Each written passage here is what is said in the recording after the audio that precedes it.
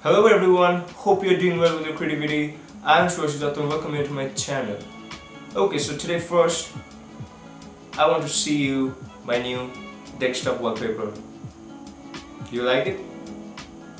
I seriously became a huge fan of this man after watching Joker. Respect. So, today we will be talking about RAW versus JPEG formats.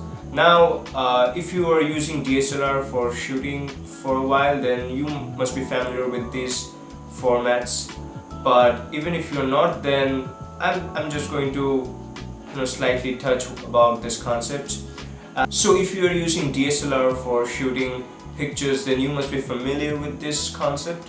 But even then, let me just tell you about this. So these are image formats which you will find in DSLR or most of the cameras. I don't know if except DSLR is other cameras which allow you to shoot in these formats, but if you are using DSLR, then there will be this RAW formats, JPEG formats, then it comes with RAW large, JPEG large formats like that. So what's the main difference between RAW and JPEG, and why photographers prefers to shoot in RAW is basically an uncompressed version of the image that you shoot from your camera, and this JPEG version, it's a bit of its opposite. It's a compressed version of the image. Now when you are shooting your image in your DSLR, this picture undergoes a process of compression which gives you that JPEG image, that format. And what it's different, it is different from RAW because since it's compressed, the lots of details will not be available on the image for post-processing, which in case of RAW formats, RAW captures lots and lots of details. I mean the exact details which is entering into the light sensor of the camera. It have a larger dynamic range in the image, and it really gives you more freedom while editing your images. For example, if you are shooting in a bad lighting condition, maybe your picture is underexposed or overexposed.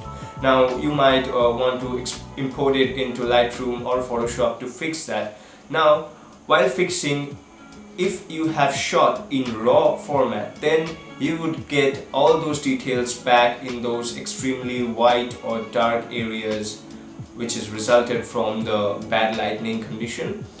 Which you would not be able to do the same in case of JPEG formats. If you're shooting in JPEG formats, that's not that a good option. This RAW formats captures more dynamic range, which will help you to edit, and you can play with the colors and lighting more as you wish. And in case of JPEG, there will be limitations because if the colors are all like stacked up on the image, then you can't manipulate them so like you could do in case of a RAW format. And another thing is that shooting in RAW format provides you with a larger file size. Now per se, if you are working for your clients, then you might want to get printout of this image, right? So if you're shooting in RAW, then you can get proper printouts of the image without without sacrificing your pixels, okay, which is not that good in case of JPEG. Now what I will do is I will show you the difference between editing a RAW picture and a JPEG picture, and hope that it would clarify this topic more for you. So let's jump into Photoshop and let's get started. So I will be working with this image. So as you can see, this image was shot in a pretty bad lighting conditions. I did shot this image during an afternoon time, and the sunlight was not that great inside this Buddhist monastery, and as you can see, it's pretty underexposed. Now the file which I shot in it, the format was a RAW format, and as you can see, this is a .cr2 version of the RAW formats, which is provided by Canon DSLRs. So okay, let's jump into the main part of this video, is that okay, what should we do with an underexposed image? Of course, to bring out the lights of that image, right? Okay, so now let's increase the exposure and see how much lights can we get back. Slowly increase it, and I would say, wow, it has maintained pretty good details on this image even when we brought up this exposure. Now let me show you something. Let's see, if I zoom in a bit, then can you see this wooden structure of this monastery? Now earlier it was like it was this much dark and hardly it was visible, or the details were hardly visible. But when we increase the exposure, the exposure got better, but you can see that the details of this wooden structure is so much prominent than earlier. And of course, when we are increasing the luminance of an underexposed image, there will be grains all over the image, but that is normal, and we can fix it later by doing this noise reduction, fixing the noise reduction setting adjustments in Lightroom or Camera Raw filter. So that's it. And as I told about about this RAW, is that you can edit it in any way you want, and you will have a lot of freedom on doing that. You can just play around with this basic settings, and you can get a very vibrant looks in your images. Let me show you the before and after of this image. So before and after. Now, as I told you, that part was for the raw editing, and now I will be showing you the same editing for the JPEG version of this image.